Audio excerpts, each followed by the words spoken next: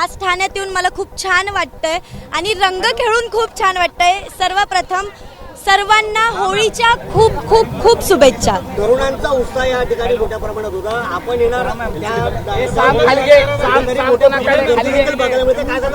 अरे वा, मला हे नेहमी आवडत असतं। आज सध्या महिला वर्गांचा प्रतिसाद मला खूप छान मिळतोय आणि आजही तुम्ही बघितली तर खूप छान प्रेक्षक वर्ग अफाट गर्दीने आले होते, तर खूप छान वाटलं मला त्यांचं प्रेम बघून आणि जो त्यांनी मज्जा केली आहे आणि मी त्यांच्यासोबत मज्जा केली आहे, खूप छान वाटलं खूप। आणि मी अभिजित दादा पवार यांचं मनापासून आभार मानते, त्यांच्यामुळे मी आज इथपर्यंत आले आणि सर्व प्रेक्षकांना भेटू शकले। प्रामुख्याने नैसर्गिक रंगाचा वापर या ठिकाणी मोठ्या प्रमाणात केला गेला, त्यामुळे नैसर्गिक रंग मोठ्या प्रमाणात वापरले जात आहे।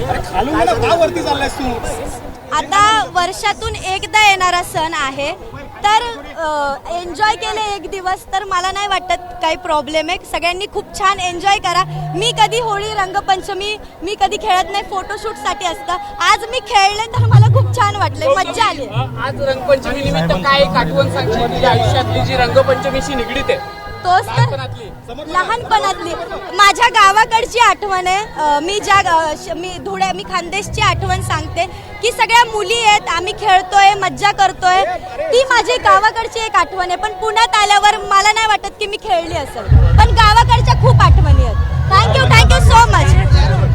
आणि जितेंद्र दादा आवड मी यांचंही मनापासून आभार मानते। धन्यवाद। Bye bye bye. एबीपी माझा, उघडा डोळे बघा नीट।